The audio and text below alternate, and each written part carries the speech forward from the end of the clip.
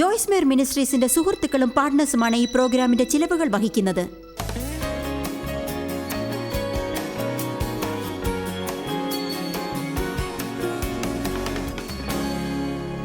ഞാൻ power thoughts എന്നൊരു series നടത്തുന്നുണ്ട്. ശക്തമായ ചിന്തകൾ. നിങ്ങൾ കരുതിക്കൂട്ടി ചിന്തിക്കുന്ന കാര്യങ്ങൾ നിങ്ങളുടെ ജീവിതത്തിന് ശക്തിയുടെ ഒരു വ്യതിയാനം നൽകും.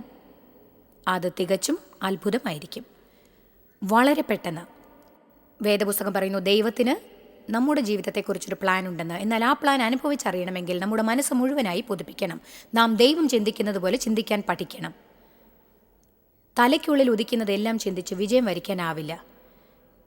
കാരണം നിങ്ങൾ സാത്താനുമായി യുദ്ധത്തിലാകുന്നു. നിങ്ങളുടെ മനസ്സൊരു യുദ്ധക്കളമാണ്. നിങ്ങളോട് നുണ പറഞ്ഞാൽ അത് നിങ്ങളെക്കൊണ്ട് വിശ്വസിപ്പിച്ചാൽ അതൊരു വഞ്ചനയാണ്. നിങ്ങൾ വഞ്ചിതരാകുമ്പോൾ ജീവിതം ആസ്വദിക്കുവാനോ സത്യത്തിൽ നടക്കാനോ സാധിക്കുകയില്ല. നിങ്ങൾ സത്യത്തിൽ നടക്കുമ്പോൾ അതിനോടൊത്ത് നന്മകളുണ്ടാവും. എന്നാൽ വഞ്ചന കാരണം നിങ്ങൾ സത്യം അറിയാതെ പോയാൽ ആ നന്മകളൊന്നും നിങ്ങൾ ആസ്വദിക്കുകയില്ല. സത്യമല്ലാത്ത ഒരു കാര്യം വിശ്വസിച്ചില്ലെങ്കിൽ അത് നിങ്ങൾക്ക് സത്യമായിരിക്കില്ല. കുട്ടിക്കാലത്ത് ഞാൻ പീഡനത്തിനിരയായി. എനിക്കെപ്പോഴും ഒരു രണ്ടാം കിട ജീവിതമേ ഉണ്ടാവൂ എന്നൊരു അപകർഷതാബോധമുണ്ടായിരുന്നു. അങ്ങനെ സംഭവിച്ചില്ലായിരുന്നെങ്കിൽ എൻ്റെ ജീവിതം ഏറ്റവും നല്ലതാകുമായിരുന്നു. പക്ഷേ അതൊരു നുണയായിരുന്നു. കാരണം ദൈവം എൻ്റെ ജീവിതത്തെ അന്നങ്ങനെ നടന്നില്ലായിരുന്നെങ്കിൽ എന്നതിനേക്കാൾ വളരെ നന്നാക്കിയിരിക്കുന്നു. സാത്താൻ വർഷങ്ങളോളം എന്നോട് നുണ പറഞ്ഞു. ഞാനത് വിശ്വസിച്ചു. അതുകൊണ്ട് ദൈവം എനിക്ക് ഉണ്ടാകണമെന്ന് ആഗ്രഹിച്ചതൊന്നും തന്നെ ഞാൻ അന്വേഷിച്ചില്ല. ബൈബിൾ പറയുന്നു, മനസ്സ് ദൃഢമാക്കുക, ഉയരത്തിലുള്ള വസ്തുക്കൾക്കായി കാക്ഷിക്കുക എന്ന്. ഇത് പ്രധാനമാണ്. കാരണം ഒരു ദിശയിലേക്ക് മനസ്സ് കേന്ദ്രീകരിച്ച് അതിൽ ശ്രദ്ധ പതിപ്പിക്കാഞ്ഞാൽ ചാഞ്ചാടുകയല്ല, ഒന്നിൽ ശ്രദ്ധ കേന്ദ്രീകരിക്കുക. എന്നാൽ വരുന്നതൊന്നിനും നിങ്ങൾ തയ്യാറായിരിക്കുന്നതല്ല. ഞാനൊരു ചെറിയ ഉദാഹരണം പറയാം. നിങ്ങൾ നേരത്തെ മനസ്സ് ദൃഢമാക്കി കഴിഞ്ഞാൽ, ഞാൻ അപവാദം പറയില്ല, അതല്ല ദൈവം എന്നോട് ചെയ്യാൻ പറഞ്ഞത്. ഞാൻ മറ്റുള്ളവരെ ന്യായവിസ്താരം ചെയ്യരുത്, മറ്റുള്ളവരെക്കുറിച്ച് ദയയില്ലാതെ ഒന്നും സംസാരിക്കരുത്, ഞാൻ അങ്ങനെ ചെയ്യുകയില്ല. കാലത്തിന് മുൻപേ മനസ്സ് ദൃഢപ്പെടുത്തിയാൽ പരീക്ഷകൾ ഉണ്ടാകുന്നതിന് മുൻപ് അതിനോട് ഇല്ല എന്ന് പറയാൻ എളുപ്പം സാധിക്കും. നിങ്ങൾ ഒരുക്കങ്ങളൊന്നും ചെയ്യാതിരുന്നാൽ പരീക്ഷകൾ ഉണ്ടാവുക തന്നെ ചെയ്യും. നിങ്ങളുടെ വികാരങ്ങൾ ഉയരത്തിലോടും. നിങ്ങൾ പരീക്ഷയിൽ നേരെ ചെന്ന് വീഴുന്നത് പോലെ ആയിരിക്കും. ഇത് പല വിഭാഗങ്ങളിലും നിങ്ങൾക്ക് പ്രയോജനപ്പെടുത്താനാവും. ഈ ആഴ്ച ഞാൻ നിങ്ങൾക്ക് 10 ശക്തമായ ചിന്തകൾ പഠിപ്പിക്കുന്നതാണ്. 2 ഇന്നലെ രാത്രിയും 2 ഇന്ന് രാവിലെയും. അപ്പോൾ ഇന്ന് രാത്രി 3 രാവിലെ 3. എന്നെക്കുറിച്ച് എന്തെങ്കിലും നിങ്ങൾക്ക് അറിയാമെങ്കിൽ അത് നടത്തിത്തരാനായി നിങ്ങൾ എനിക്കായി പ്രാർത്ഥിക്കണം. ഈ 10 കാര്യങ്ങൾ ഞാൻ വായുവിൽ നിന്ന് തിരഞ്ഞെടുത്ത കാര്യങ്ങളല്ല, പകരം എൻ്റെ ജീവിതം തന്നെ മാറ്റാൻ പ്രേരണയായ 10 കാര്യങ്ങളാണവ എന്ന് ഞാൻ വിശ്വസിക്കുന്നു. നിങ്ങളുടെ ജീവിതത്തിലും അത് മാറ്റമുണ്ടാക്കാനുള്ള ഉപകരണമാവും. ഞാൻ നിങ്ങളോട് പറഞ്ഞ ആദ്യത്തേത്, ദൈവം മുന്നിൽ എൻ്റെ നില ശരിയാണ്. പറയൂ, ദൈവം മുന്നിൽ എൻ്റെ നില ശരിയാണ്. 2ാമത്തേത്, ഞാൻ ഭയത്തിന് മുന്നിൽ കുനിയുകയില്ല. 3ാമത്തേത്, ജീവിതത്തിൽ ഞാൻ ചെയ്യേണ്ട കാര്യങ്ങളെല്ലാം എനിക്ക് ചെയ്യാനാവും. അവസാനത്തേത് ഇതാണ്, ഞാൻ ദൈവത്തെ അനുസരിക്കുന്നു. ഇന്ന് രാത്രി ഞാൻ നിങ്ങളോട് പറയാൻ ആഗ്രഹിക്കുന്നത് ഇതാണ്. 5ാമത്തേതിൽ നിന്ന് തുടങ്ങണം. എൻ്റെ വികാരങ്ങളുടെ അടിസ്ഥാനത്തിൽ ഞാൻ തീരുമാനങ്ങൾ എടുക്കില്ല.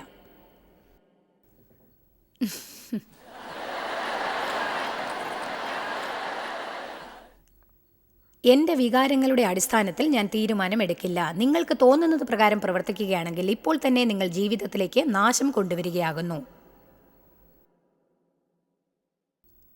എല്ലാം തെറ്റാണെന്ന് തോന്നുമ്പോഴും ശരിയായത് ചെയ്യുന്നത് എങ്ങനെയെന്ന് പഠിക്കണം. അത് നിങ്ങൾ വീണ്ടും വീണ്ടും വീണ്ടും ചെയ്തുകൊണ്ടേയിരിക്കണം. കാരണം നമ്മുടെ തോന്നലുകൾ പ്രകാരം പ്രവർത്തിക്കുന്നതാണ് തുടക്കത്തിൽ നമ്മെ കുഴപ്പത്തിൽ ചാടിക്കുന്നത്. വാങ്ങാൻ തോന്നിയതുകൊണ്ട് ചിലത് വാങ്ങും, പറയാൻ തോന്നിയതുകൊണ്ട് പലതും പറയും, തിന്നാൻ തോന്നിയതുകൊണ്ട് തിന്നും. ജോലി ചെയ്യാൻ തോന്നാത്തതുകൊണ്ട് ജോലി ചെയ്യുന്നില്ല, വീട് വൃത്തിയാക്കാൻ തോന്നാത്തതുകൊണ്ട് വൃത്തിയാക്കുന്നില്ല, ആരോടെങ്കിലും പോകാൻ പറയണമെന്ന് തോന്നിയതുകൊണ്ട് പറയും. തോന്നലുകൾ ഇല്ലാതാവാൻ വേണ്ടി ഒരു സന്ദേശം നിങ്ങൾക്ക് നൽകാൻ എനിക്ക് കഴിയില്ല. എന്നാൽ നിങ്ങൾക്കൊരു സ്വതന്ത്ര ആഗ്രഹമുണ്ട്. ദൈവത്തെ അനുസരിക്കാൻ നിങ്ങളെ ശക്തരാക്കുന്ന ദൈവാത്മാവ് നിങ്ങളിൽ വസിക്കുന്നുണ്ട് എന്നതറിയണം. പരിശുദ്ധാത്മാവ് എന്താണ് ശരിയെന്നും എന്താണ് തെറ്റെന്നും അറിയാനായി നമ്മെ പ്രചോദിപ്പിക്കും. ഈ കാര്യത്തിൽ നമ്മുടെ വികാരങ്ങൾ പഠിക്കേണ്ടതാണ്. ഈ തോന്നലുകളും പഠിക്കണം. എങ്ങനെയാണ് സാവധാനമാക്കുക എന്നും തീരുമാനങ്ങൾ എടുക്കുന്നതിന് മുൻപായി വികാരങ്ങളെ നന്നായി ഇളക്കിക്കൊണ്ട് ശാന്തമാക്കാൻ നാം പഠിക്കണം. വികാരങ്ങൾ ഉയരുകയും താഴുകയും ചെയ്യുമെന്ന് നാം പഠിക്കേണ്ടതാണ്. അവ ഉയരും, അതുപോലെ താഴും. പലരും വികാരത്തിൻ്റെ ചൂടിൽ കടലാസുകളിൽ ചിന്തിക്കാതെ ഒപ്പിടാറുണ്ട്. എന്നിട്ട് 2-3 ദിവസം കഴിയുമ്പോൾ അവർ ഞാൻ എന്തിനാണത് ചെയ്തത്? ഞാനങ്ങനെ ചെയ്യാൻ പാടില്ലായിരുന്നു.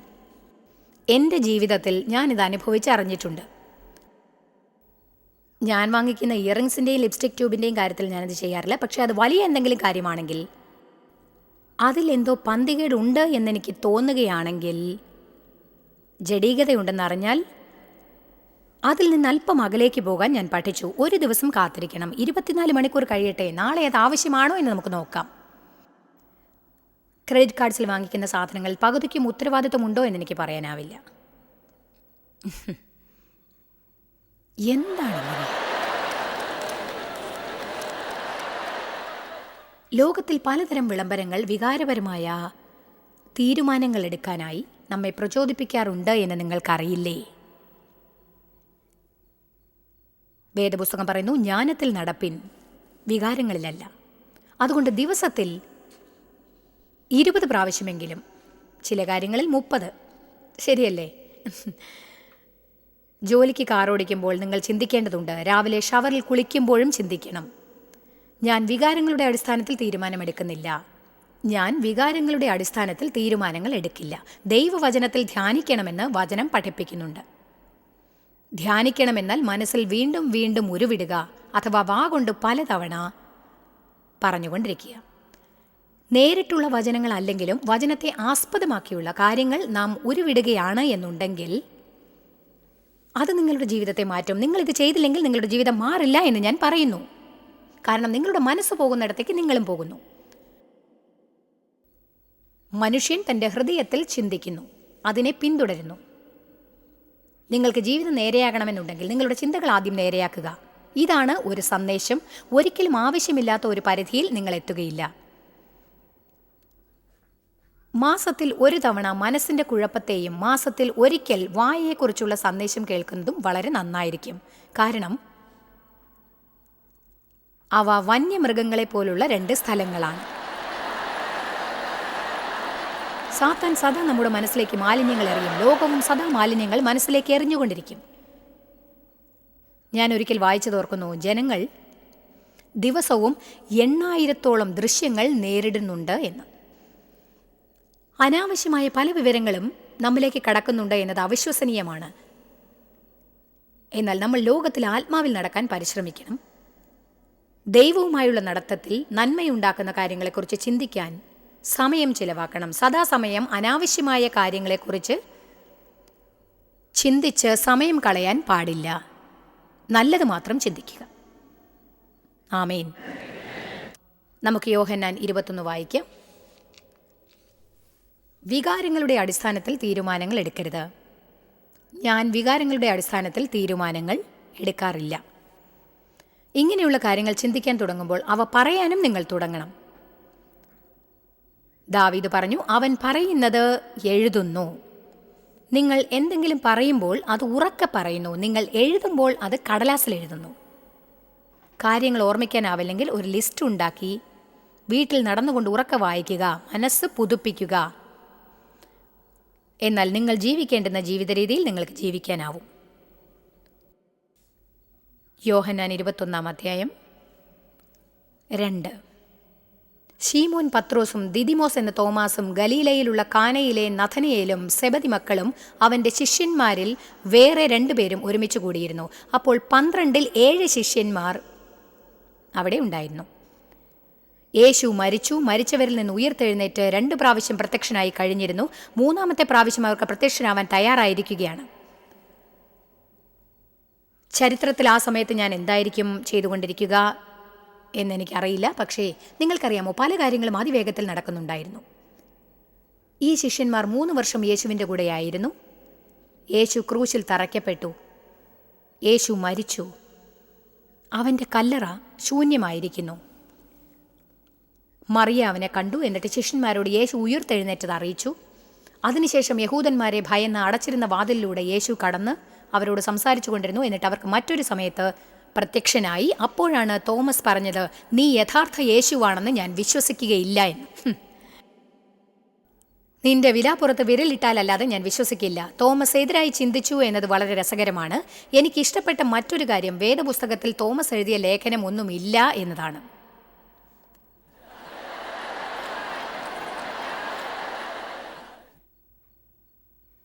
കാര്യങ്ങൾ വളരെ വേഗത്തിൽ നടന്നുകൊണ്ടിരുന്നു.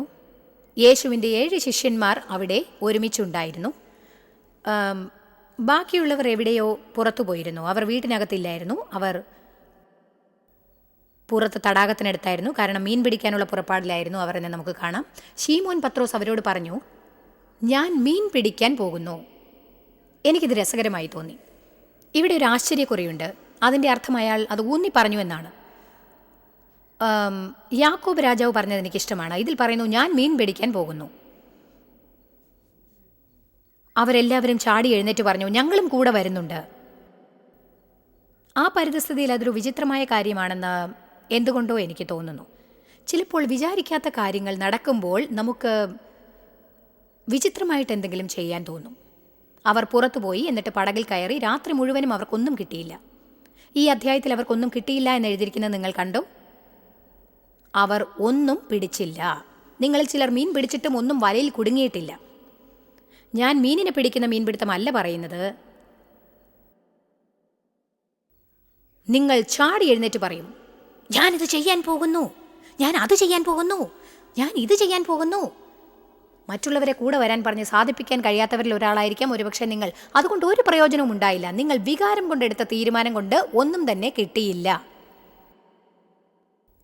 യേശു കടൽ തീരത്ത് വന്ന് നിന്നപ്പോൾ നേരം പുലർന്നുകൊണ്ടിരിക്കുകയായിരുന്നു. വന്നത് യേശുവാണെന്ന് ശിഷ്യന്മാർ അറിഞ്ഞിരുന്നില്ല. യേശു അവരോട് പറഞ്ഞു, 5-ാം വാക്യം, ഇതെനിക്ക് വളരെ ഇഷ്ടപ്പെട്ടു. കുഞ്ഞുങ്ങളെ, ഇത് കണ്ടില്ലേ? യേശു മക്കളെ എന്ന് പറഞ്ഞില്ല. അവർ പ്രവർത്തിക്കുന്നതനുസരിച്ചാണ് യേശു അവരെ വിളിച്ചത്. കുഞ്ഞുങ്ങളെ, കഴിക്കുവാൻ വല്ല മീനും നിങ്ങൾക്ക് കിട്ടിയോ? റൊട്ടിയുടെ കൂടെ തിന്നുവാൻ എന്തെങ്കിലും പിടിച്ചുവോ? അവർ പറഞ്ഞു, ഇല്ല. ഇനി ഇതിൽ നിന്ന് നിങ്ങൾക്ക് കിട്ടാത്തത് എനിക്ക് കിട്ടിയിരിക്കുന്നു. ഒരുപക്ഷെ നിങ്ങൾക്ക് കാണാൻ കഴിയാത്തത് ഞാൻ കണ്ടിരിക്കുന്നു. അളവിലധികം ഞാൻ കാര്യങ്ങൾ പെരുപ്പിക്കുകയാണെന്ന് എനിക്ക് തോന്നുന്നില്ല. പക്ഷേ ദൈവം എനിക്കത് കാണിച്ചു തന്നതാണെന്ന് ഞാൻ കരുതുന്നു. ഈ സംസാരത്തെക്കാൾ കൂടുതലായി അവിടെ മറ്റെന്തോ നടക്കുന്നതായി എനിക്ക് തോന്നുന്നു. പലപ്പോഴും നാം വികാരം കൊണ്ട് എടുത്തു ചാടി എന്തെങ്കിലുമൊക്കെ ചെയ്യും, പക്ഷേ ഫലം കിട്ടുകയും ഇല്ല. വികാരം കൊണ്ട് എന്തെങ്കിലും ചെയ്യും, എന്നിട്ട് അതുകൊണ്ട് ഒരു പ്രയോജനവും ഉണ്ടാവില്ല.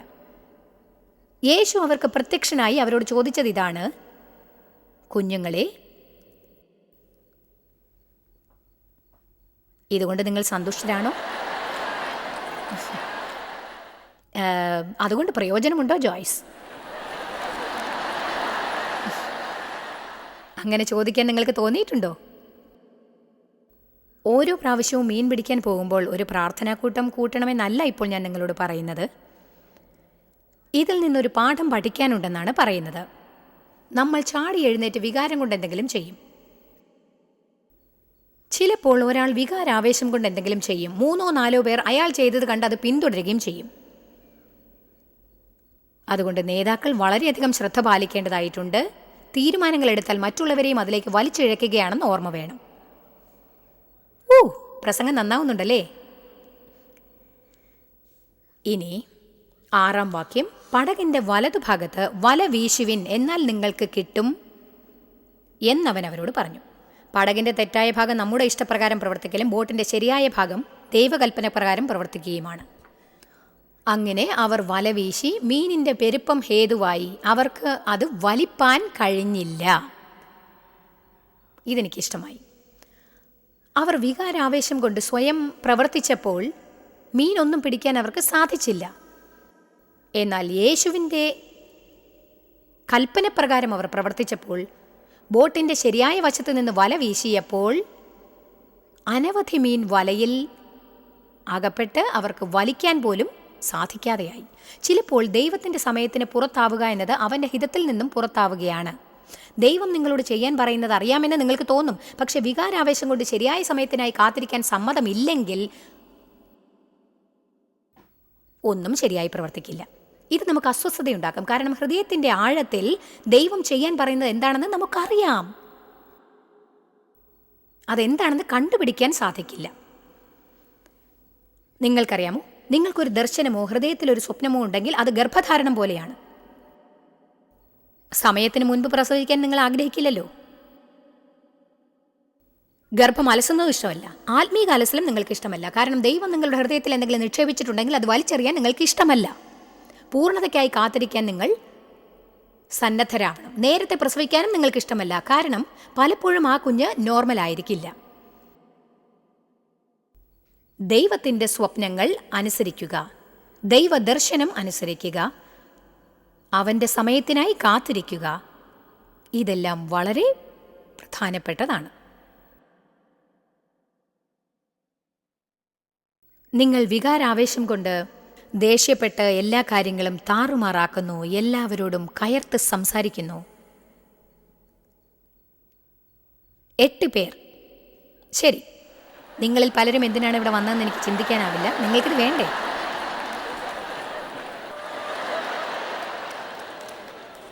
അല്ല, ഞാനും ഇങ്ങനെ പെരുമാറാറുണ്ടായിരുന്നു. ഇനി ഞാൻ ഒരിക്കലും അങ്ങനെ ചെയ്യില്ല. എൻ്റെ ജീവിതം കുറെ പാഴാക്കി എന്ന് ഞാൻ കണ്ടുപിടിച്ചു. ഇനി ഞാനത് പാഴാക്കാൻ പോകുന്നില്ല.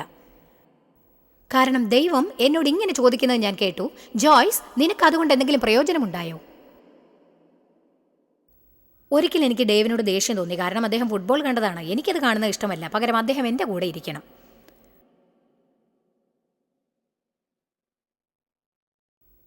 ഞാൻ ആഴ്ച മുഴുവനും കുട്ടികളോടൊത്ത് വീട്ടിലിരിക്കുകയല്ലേ. അദ്ദേഹവും പുറത്തുപോയി ജോലി ചെയ്യുന്നു എന്ന് ചിന്തിക്കാൻ ഞാൻ തയ്യാറായില്ല. ഞാൻ എൻ്റെ കാര്യമേ ചിന്തിച്ചിരുന്നുള്ളൂ. അദ്ദേഹം വീണ്ടും ഫുട്ബോൾ കളി കാണുന്നത് എനിക്ക് സഹിച്ചില്ല. അന്നൊക്കെ ഞാൻ ദേഷ്യം വന്നാൽ ഉടൻ തന്നെ വീട് വൃത്തിയാക്കും. ദേഷ്യം വരുമ്പോൾ ഞാൻ ജോലിയെടുക്കും. കാരണം അദ്ദേഹം കളി രസിക്കുമ്പോൾ ഞാൻ ജോലി ചെയ്യുന്നത് അദ്ദേഹത്തിന് വിഷമമുണ്ടാക്കണം. ഞാൻ ശബ്ദമുണ്ടാക്കി ജോലി ചെയ്യുകയും ചെയ്യും. നിശബ്ദമായി ജോലി ചെയ്യില്ല, ശബ്ദമുണ്ടാക്കും. അതേ സഹോദരിമാരെ, ഞാൻ പറയുന്നത് എന്താണെന്ന് മനസ്സിലായി കാണുമല്ലോ അല്ലേ? ഞാൻ വാതിലും ഷെൽഫും എല്ലാം ശബ്ദത്തോടെ അടയ്ക്കും.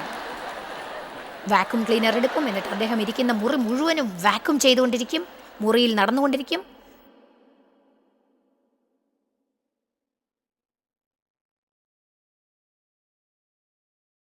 എന്നിട്ട് ഞാൻ വീട്ടിലെ ചെറിയ ബാത്റൂമിൽ കയറി കതകടച്ചിരിക്കും. അവിടെ കുത്തിയിരുന്ന് ഞാൻ ഉറക്കെ തല ഷെൽഫിൽ ചായ്ച്ച്, ഷെൽഫും കെട്ടിപ്പിടിച്ച് കരയുന്നതിനേക്കാൾ സഹതാപകരമായിട്ടൊന്നുമില്ല. അതെ,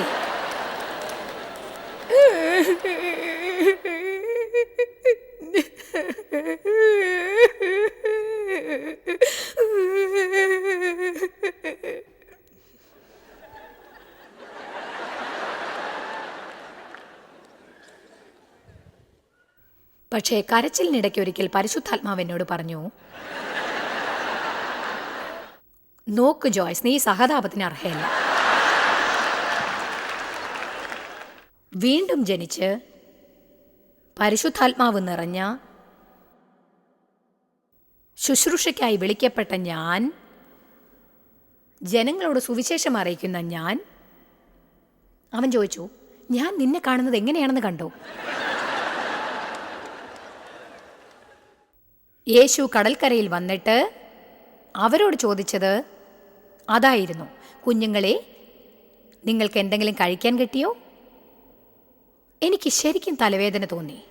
ഞാൻ ക്ഷീണിച്ചു. എൻ്റെ കഴുത്ത് വേദനിച്ചു. ഒരു ദിവസം പാഴായി. അന്നത്തെ ദിവസം നശിച്ചു. മക്കൾക്ക് ഞാനൊരു മോശമായ ഉദാഹരണമായി. ഒടുവിൽ ഞാൻ ഒന്ന് തീരുമാനിച്ചു, ഇനി ഒരിക്കലും ഈ വിഡ്ഢിത്തം ഞാൻ ചെയ്യില്ല. അതുപോലൊരു തീരുമാനം എടുത്തില്ലെങ്കിൽ അതുപോലൊരു തീരുമാനം എടുക്കേണ്ടതാകുന്നു. ആമേൻ. ഇനി ഞാൻ എഴുന്നേക്കട്ടെ അല്ലേ? എഴുന്നേക്കാൻ വലിയ പ്രയാസമില്ല. ഈ സ്കേർട്ടാണ് പ്രശ്നം. ഞാൻ എപ്പോഴും അതുപോലെ ബാത്റൂമിൽ പോകും. ബാത്റൂമിനകത്ത് കയറി കരയുന്നത് എന്തിനാണെന്ന് അറിയില്ലേ? അതിനകത്തൊരു വലിയ കണ്ണാടി ഉണ്ടായിരിക്കും. സ്ത്രീകൾ കരയുമ്പോൾ മസ്കാര മുഴുവനും മുഖത്ത് പരന്നിട്ടുണ്ടാവും. എന്താ, ശരിയല്ലേ? മുഖം മുഴുവൻ വൃത്തികേടായിരിക്കും. മനസ്സ് മാത്രമല്ല വൃത്തികേടാവുക, മുഖവും വൃത്തികേടാവും. എന്നിട്ട് നിങ്ങൾ കണ്ണാടിയുടെ അരികിലെത്തും.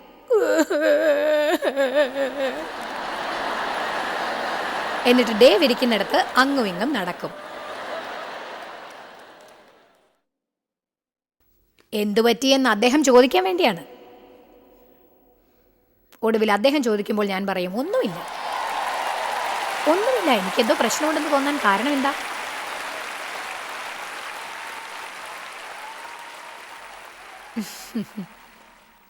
ഒടുവിൽ വികാരാവേശം കൊണ്ട് ജീവിതം നശിപ്പിക്കാൻ ഇനി വയ്യെന്ന് തീരുമാനമെടുത്തതിൽ ഞാൻ സന്തോഷിക്കുന്നു.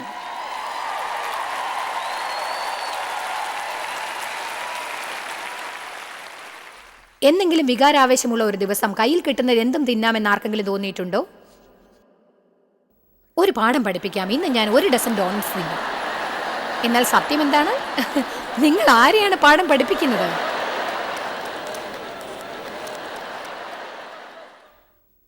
നാളെ അങ്ങനെ ചെയ്തതിന് നിങ്ങൾക്ക് സ്വയം വെറുപ്പ് തോന്നും. നമ്മൾ ഇങ്ങനെയൊക്കെ ചെയ്യുന്നത് കൊണ്ട് ദൈവം നമുക്ക് വിജയം നൽകാൻ ഒരിക്കലും ബാധ്യസ്ഥനല്ല.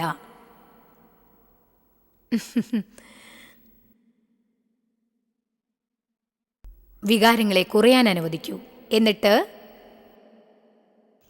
ഒരു തീരുമാനം എടുക്കുക. ഒരു കൂട്ടം ജനങ്ങളുടെ കൂടെ ഇരുന്ന് ആർത്ത് ചിരിച്ചതായി നിങ്ങൾക്ക് ഓർമ്മയുണ്ടോ? അവരുടെ വീട്ടിലിരിക്കുമ്പോൾ അവർ അഴുക്കും വൃത്തികേടുകളും അടിച്ചു വാരുന്നതോ ഏതാണ് നല്ലത്? മറ്റുള്ളവർ ഭക്ഷണത്തിന് പണം കൊടുക്കുന്നതും ഭക്ഷണം ഉണ്ടാക്കുന്നതും ഒക്കെ നല്ലത് തന്നെ. അത് നല്ല കാര്യം. നിങ്ങൾ ചിരിച്ച് ഉല്ലസിക്കും, കളിച്ച് രസിക്കും. എന്നാൽ അതിനെല്ലാം നടുവിൽ പെട്ടെന്ന് നിങ്ങൾക്ക് തോന്നും, അടുത്ത ആഴ്ച വീണ്ടും ഇങ്ങനെ ഒന്ന് കൂടിയാലോ, എല്ലാവരും എൻ്റെ വീട്ടിലേക്ക് വരണം.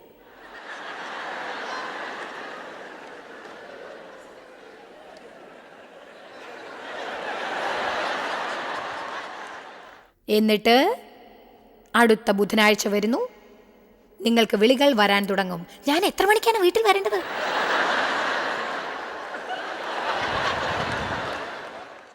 ഞാൻ ഇത്തരം കാര്യങ്ങൾ എപ്പോഴും ചെയ്യാറുള്ളതാണ്. എന്നിട്ട് ആൾക്കാർ വീട്ടിൽ വരുമ്പോൾ എനിക്ക് വല്ലാത്ത വിഷമം തോന്നും. അവരെനിക്ക് സഹിക്കാൻ ഒട്ടും സാധിക്കില്ല. അവർ വീട്ടിൽ വന്നത് എനിക്ക് ഇഷ്ടപ്പെടില്ല. അവരെന്നെ കൊണ്ട് ജോലി ചെയ്യിപ്പിച്ചു, എനിക്ക് കുറെ പണം ചിലവായി. എനിക്ക് രസിക്കാൻ പറ്റിയില്ല, കാരണം മുഴുവൻ നേരവും എനിക്ക് ജോലിയായിരുന്നു. ഞാൻ ഒരു കാര്യം പറയാം, ഞാൻ ചിലവിൻ്റെ കണക്കെടുക്കും. വേദപുസ്തകം പറയുന്നു, ഒരു കാര്യം ചെയ്യുന്നതിന് മുൻപ് അത് പൂർത്തിയാക്കാനുള്ള ചിലവ് എത്രയാകും എന്നറിയാതെ ഒന്നും തുടങ്ങാൻ പാടില്ല. വികാരാവേശം കൊണ്ട് ഒന്നും തുടങ്ങരുത്. അതിനെക്കുറിച്ച് ചിന്തിക്കേണ്ടതാണ്. ശരി, ഞാൻ 10 പേരെ എൻ്റെ വീട്ടിലേക്ക് വിളിക്കും. അവർക്ക് ഭക്ഷണം ഉണ്ടാക്കാൻ $150 ചിലവാകും. എനിക്ക് വീട് വൃത്തിയാക്കേണ്ടി വരും. അവർ പോയ ശേഷം വീട് വൃത്തിയാക്കണം. അവരെന്തെങ്കിലും പൊട്ടിക്കും, അതിനും ഞാൻ തന്നെ പണം ചിലവാക്കേണ്ടി വരും. ഞാനിതൊക്കെ ചെയ്യേണ്ടതായിരുന്നു. നിങ്ങൾ ചെയ്യുന്നുണ്ടെങ്കിൽ അത് നല്ലതാണ്. ആരെയും ക്ഷണിക്കരുതെന്നല്ല ഞാൻ പറയുന്നത്. ഞാൻ പറയുന്നത് ഇതാണ്, വികാരാവേശം കൊണ്ട് ഒന്നും ചെയ്യരുത്.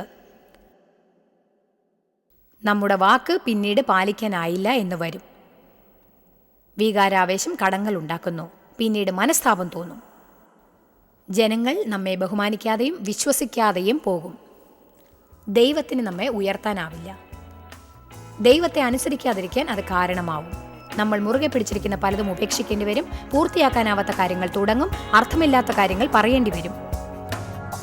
വികാരാവേശങ്ങളെ പിന്തുടരരുതെന്നാണ് എനിക്ക് പറയാനുള്ളത്. നമ്മുടെ തോന്നലുകളുടെ അടിസ്ഥാനത്തിൽ തീരുമാനങ്ങൾ എടുക്കുന്നത് വളരെ അപകടകരമാണ്. നമുക്കെല്ലാം പല പ്രശ്നങ്ങളുണ്ടാക്കിയ തീരുമാനങ്ങളെടുത്ത് പരിചയമുണ്ടാവും. നമ്മൾ ഉയർന്നു താഴുന്ന വികാരാവേശം കൊണ്ട് ഒരു ക്ഷണത്തിലെടുത്ത തീരുമാനങ്ങളാണ് അവ. വികാരങ്ങൾ ഉയർന്നു താഴുന്നത് ഞാൻ അറിഞ്ഞിട്ടുണ്ട്. അതെന്തുകൊണ്ടാണെന്ന് ചിലപ്പോൾ നമുക്ക് മനസ്സിലാവുകയില്ല, ശരിയല്ലേ? എന്നാൽ അവയുടെ കൂടെ പോകരുത് എന്നാണ് നാം പഠിക്കേണ്ടിയിരിക്കുന്നത്. നാം തുല്യ അളവിൽ ജീവിക്കണം. ജോയ്സ് മേയറുടെ ശുശ്രൂഷാ കേന്ദ്രത്തിൽ നിങ്ങൾ അറിഞ്ഞതിനേക്കാൾ നിങ്ങൾ ഞങ്ങൾക്ക് വളരെ പ്രിയപ്പെട്ടവരാണ്. ലോകം മുഴുവൻ ഈ ശുശ്രൂഷാ കേന്ദ്രത്തെ നടത്താൻ സഹായിച്ചതിൽ എല്ലാവർക്കും വളരെ നന്ദി. നമ്മൾ ഒരുമിച്ച് വിശക്കുന്നവർക്ക് ആഹാരം കൊടുക്കുന്നു, പാവപ്പെട്ടവർക്ക് വസ്ത്രങ്ങൾ കൊടുക്കുന്നു, എല്ലാ ദേശത്തേക്കും സന്ദേശങ്ങൾ അറിയിക്കുന്നു. ഞങ്ങൾ നിങ്ങളോട് അപേക്ഷിക്കുകയാണ്, ഞങ്ങളോട് ബന്ധപ്പെടുക. joycemeyer.org. നിങ്ങളുടെ പ്രാർത്ഥനകളും അപേക്ഷകളും പകർന്നുകൊള്ളാൻ, അതിനെപ്പറ്റി കൂടുതൽ അറിയുവാൻ, ജോയ്സിന്റെ പൊതുയോഗ വിവരപ്പട്ടിക ലോകം മുഴുവൻ ക്രിസ്തുവിന്റെ സ്നേഹം പകരാൻ ഞങ്ങളോട് പങ്കുചേരുക. ജോയ്സ് മേയർ മിനിസ്ട്രീസിന്റെ സുഹൃത്തുക്കളും പാർട്ട്നേഴ്സുമാണ് ഈ പ്രോഗ്രാമിന്റെ ചിലവുകൾ വഹിക്കുന്നത്.